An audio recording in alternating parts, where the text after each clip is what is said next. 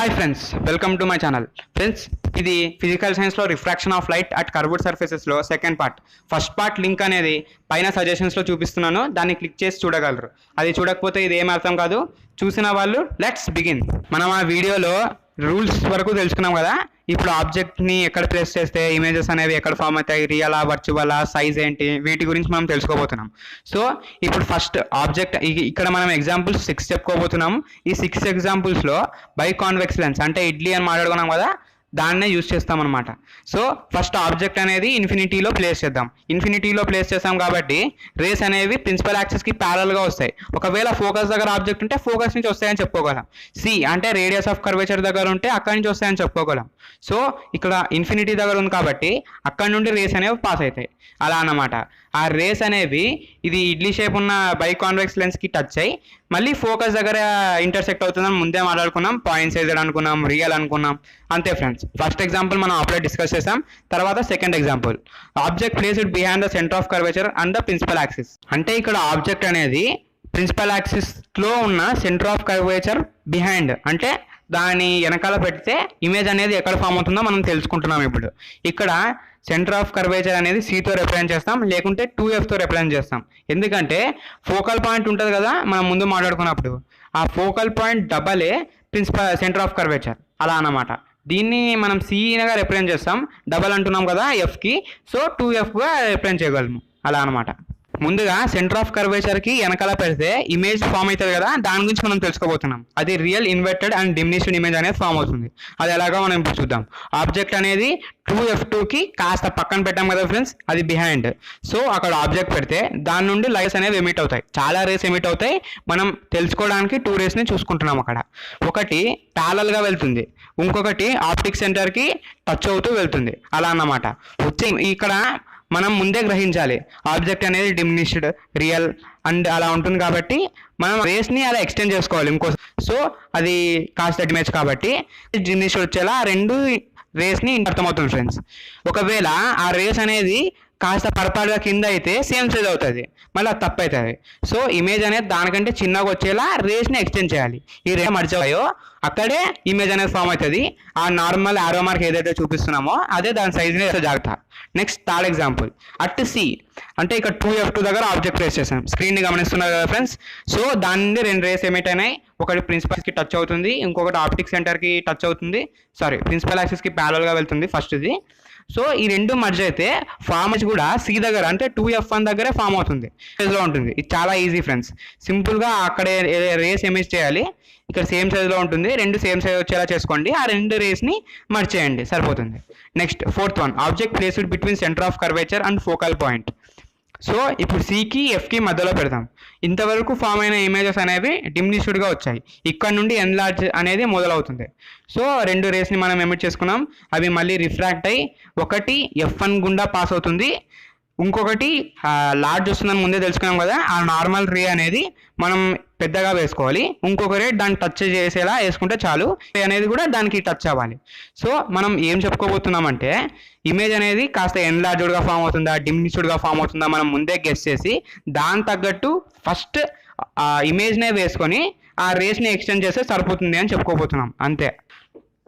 తర్వాత fifth one, object located at the focal point. మనం ముందే మాట్లాడుకున్నాం కదా ఫ్రెండ్స్, రేస్ ఎమిట్ చేస్తే ఇన్ఫినిటీ దగ్గర ఇమేజ్ అనేది ఫామ్ అవుతుందని. ఒకసారి గమనించండి, ఇక్కడ 2 ఎక్కడా మర్జ్ కాకూడదు, సపరేట్గా గ్యాప్ ఇస్తూ వేయాలి. ఒక దగ్గర మళ్ళీ ఎక్కడైనా కలిసేలా వేస్తే అక్కడ ఇమేజ్ ఫామ్ అవుతుంది అని చెప్పినట్టు అవుతాం. ఇన్ఫినిటీ అనేది మనకి ఎప్పుడు కనిపిదో చాలా దూరంగా ఉంటుంది కాబట్టి అలా వేయకూడదు, అలా అనమాట. Object placed between focal point and optic centre.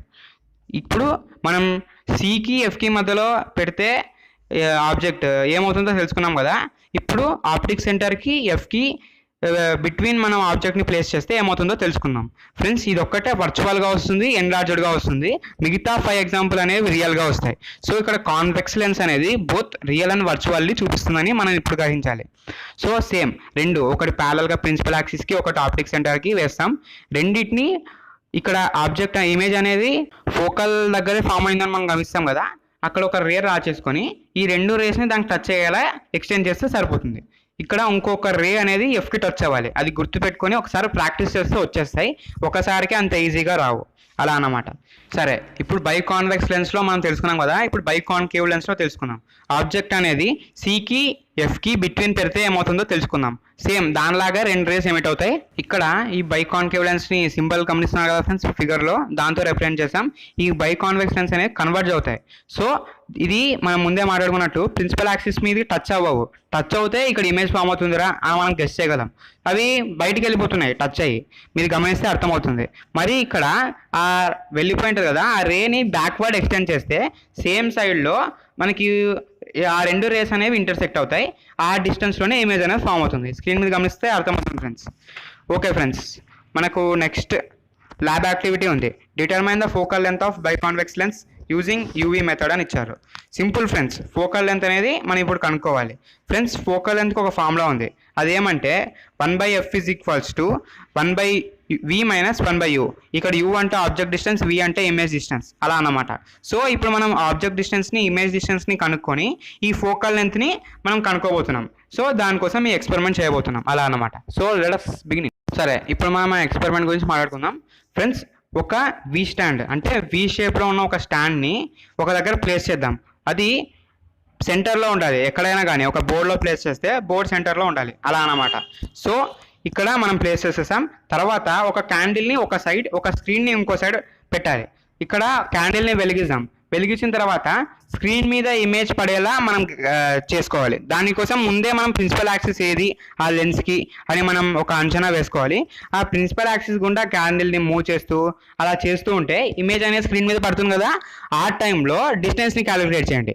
అంటే ఇక్కడ వి స్టాండ్ నుండి ఇక్కడ క్యాండిల్కి, అలాగే వి స్టాండ్ నుండి స్క్రీన్కి ఇక్కడ ఒకటి ఆబ్జెక్ట్ డిస్టెన్స్, ఒకటి ఇమేజ్ డిస్టెన్స్ అనేది మనకు ఫామ్ అవుతాయి.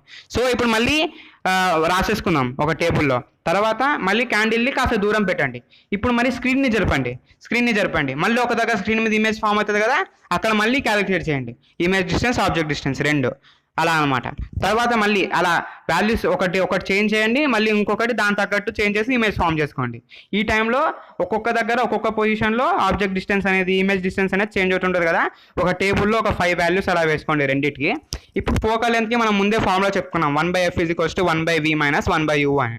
దీన్ని బట్టి మనం ఈ ఎఫ్ని క్యాలిక్యులేట్ చేసుకోగలం, అలా అన్నమాట సింపుల్గా. ఫ్రెండ్స్, ఇక్కడ లెన్స్ ఫార్ములాకి, లెన్స్ మేకర్ ఫార్ములాకి ఒక థియరిటికల్ మెథడ్ ఇచ్చారు. అది మీ టీచర్సే నాకన్నా బాగా చెప్పగలరు, నేను వాళ్ళకన్నా తోపేం కాదు. సో సింపుల్గా లాస్ట్లో ఏం ఫామ్ అయిందో అది తెలుసుకుందాం. సింపుల్గా లెన్స్ ఫార్ములా అంటే 1/f = 1/v - 1/u. ఆ ఎక్స్పెరిమెంట్ ద్వారా మనం ముందే తెలుసుకున్నాం. సరే, ఇప్పుడు ఈ ఫార్ములా యూజ్ చేసి ఒక ప్రాబ్లం మనం సాల్వ్ చేయబోతున్నాం.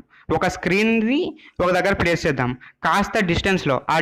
ఇక్కడ వాళ్ళు క్వశ్చన్ ఏం అడుగుతున్నారంటే, ల్యాంపు స్క్రీన్కి మధ్యలో ఉన్న డిస్టెన్స్ 1 మీటర్ అయితే ఇక్కడ ఎగ్జాక్ట్గా మనం లెన్స్ని ప్లేస్ చేస్తే ఇమేజ్ అనేది స్క్రీన్ మీద పడాలి. మళ్ళీ మార్చే అవసరం ఉండకుండా లెన్స్ని ఏ డిస్టెన్స్లో పెడతారు అని అడుగుతున్నారు. దీనికోసం మనకు ఆబ్జెక్ట్ డిస్టెన్స్ అవసరం, అలా అన్నమాట. సింపుల్గా మనకు ఒక ఫార్ములా ఉంది, 1/f = 1/v - 1/u అని. దాన్ని యూజ్ చేసుకుంటే సరిపోతుంది. సరే, ఇప్పుడు v, u వాల్యూస్ మనం తెలుసుకోవాలి. ఇక్కడ v అంటే మనం ముందే మాట్లాడుకున్నట్టు ఏంటి, ఇమేజ్ డిస్టెన్స్. సో ఇమేజ్కి అంటే స్క్రీన్కి ఈ లెన్స్కి ఉన్నదే ఇమేజ్ డిస్టెన్స్, అలాగే ల్యాంప్కి దీనికి ఉన్నదే ఆబ్జెక్ట్ డిస్టెన్స్, అలా అన్నమాట. సో ఈ వాల్యూస్ని మనం ఒకటి x అనుకుందాం, ఒకటి d - x అనుకుందాం. ఇక్కడ d అంటే టోటల్ డిస్టెన్స్. ఇక్కడ 1 మీటర్ అని ఇచ్చారు. ఒకవేళ ఎగ్జామ్లో వేరేది ఉంటే మనకు అర్థం కాదు కదా, సో d - x అని అనుకుందాం. టోటల్ d కాబట్టి ఒకటి x అయితే d - x ఇంకోటి అవుతుంది. 1/f = 1/v - 1/uలో మనం సబ్స్టిట్యూట్ చేస్తే మనకు వచ్చే ఆన్సర్ అనేది ఒకటి x1 అంటే ఆబ్జెక్ట్ డిస్టెన్స్ 70 అవుతుంది, x2 అనేది 30 సెంటీమీటర్స్ అవుతుంది. 70 సెంటీమీటర్స్ 30 సెంటీమీటర్స్, అలా అన్నమాట. అంటే ఇప్పుడు ల్యాంప్కి లెన్స్కి 70 సెంటీమీటర్ ఉండాలి, స్క్రీన్కి దీనికి 30 సెంటీమీటర్ ఉండాలి. అప్పుడే ఎగ్జాక్ట్గా మనకు స్క్రీన్ మీద ఇమేజ్ ఫామ్ అవుతుంది అనమాట. ఫ్రెండ్స్, ఇక్కడ u అంటే ఆబ్జెక్ట్ డిస్టెన్స్ అనేది నెగిటివ్లో తీసుకుంటున్నాం. ఆబ్జెక్ట్ డిస్టెన్స్ యూని ఎప్పుడూ నెగిటివ్లోనే తీసుకుంటారు. సరే, ఇప్పుడు మనం ఫోకల్ లెంత్ అనేది ఇప్పుడు మనం తెలుసుకున్నాం 1/f 1/v 1/u అనేది. ఈ ఫోకల్ లెంత్ అనేది nature of the surrounding medium మీద డిపెండ్ అయి ఉంటుంది. అంటే ఒక్కొక్క మీడియంలో ఒక్కొక్కలా ఉంటుంది, అది ఫోకల్ లెంత్ అనేది చేంజ్ అవుతుంటుంది. దాన్ని చెప్పడానికే నెక్స్ట్ యాక్టివిటీ 2 ఈ చాప్టర్లో సెకండ్ యాక్టివిటీ. ఇది చాలా ఇంపార్టెంట్ యాక్టివిటీ. ఇది ఎలాగో మనం తెలుసుకుందాం. ఒక బీకర్లో ఒక స్టోన్ని ప్లేస్ చేద్దాం, అందులో వాటర్ యాడ్ చేద్దాం. ఇప్పుడు ఒక లెన్స్ గుండా మనం ఆ స్టోన్ని అబ్జర్వ్ చేద్దాం. ఆ లెన్స్ ఫోకల్ లెంత్ అయితే ఎంత ఉంటుందో ఈ స్టోన్కి దానికి సేమ్ ఉండాలి డిస్టెన్స్. ఆ ఫోకల్ లెంత్ ఒక నెంబర్ వస్తుంది కదా, ఫస్ట్ ఫర్ ఎగ్జాంపుల్ 25 మీటర్స్ అనుకుందాం. ఈ స్టోన్కి లెన్స్కి కూడా గ్యాప్ అనేది 25 సెంటీమీటర్సే ఉండదు. అప్పుడే కదా మనకు కరెక్ట్గా ఫోకల్ సెన్స్ మ్యాచ్ అయ్యి ఆ స్టోన్ అనేది క్లియర్గా విజిబుల్ అవుతుంది. సరే, ఇందులో ఏముంది, ఫోకల్ లెంత్ అనేది సేమ్ కాబట్టి ఆ లెన్స్ ద్వారా చూస్తే ఆ స్టోన్ అనేది బాగా కనిపిస్తుంది. కానీ ఇక్కడ ఇంకొకటి ఉంది. ఇప్పుడు ఆ లెన్స్ని కాస్త పైకి చేద్దాం. ఇప్పుడు దాని డిస్టెన్స్ 25 మీటర్స్ ఉంది కదా, 27 మీటర్స్ అలా చేద్దాం. కానీ ఆ స్టోన్ అనేది ఎలాంటి మార్పు లేకుండా ముందు ఎలా కనిపించిందో ఇప్పుడు అలాగే కనిపిస్తుంది. అదేంటి, 25 సెంటీమీటర్స్ ఉన్నప్పుడు ఫోకల్ లెంత్ అనేది మ్యాచ్ అయింది కాబట్టి మనకు బాగా కనిపిస్తుంది ఆ స్టోన్. కానీ ఇప్పుడు కాస్త పెంచినా కానీ బాగా కనిపిస్తుంది అంటే దాని ఫోకల్ లెంత్ కూడా కాస్త 2 మీటర్స్ అలా పెరిగిందని మనం గమనించాలి. అక్కడ అనేది 25, 27 సెంటీమీటర్ మీటర్ అనేది మనం ఊహించుకున్నాం అర్థం అవడానికి. అక్కడ అవేమీ రాయాల్సిన అవసరం లేదు, అలా అన్నమాట. సో ఇప్పుడు ఫోకల్ లెంత్ అనేది వాటర్లో ప్లేస్ చేస్తే పెరిగింది అని మనం గమనించగలం కదా.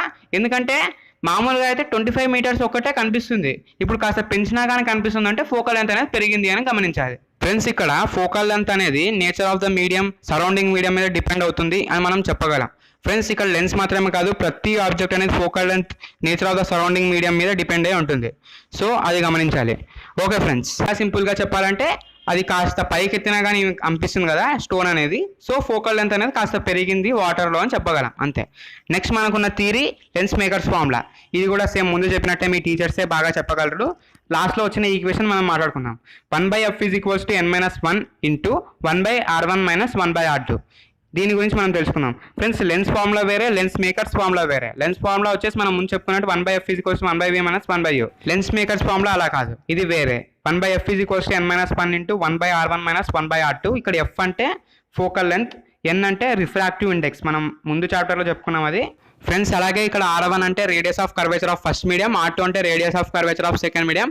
ఓకే ఫ్రెండ్స్, ఈ వీడియో కనుక మీకు నచ్చినట్టయితే లైక్ చేయండి. అలాగే మీ ప్రతి 10th విద్యార్థికి షేర్ చేయండి. ఇలాంటి ఇంకా 10 చాప్టర్స్ కావాలనుకునే వాళ్ళు సబ్స్క్రైబ్ చేసుకొని పక్కన ఉన్న బెల్ ఐకాన్ క్లిక్ చేయండి. మై టార్గెట్ 1000 వ్యూస్, అలాగే 100 likes. Signing off, bye bye.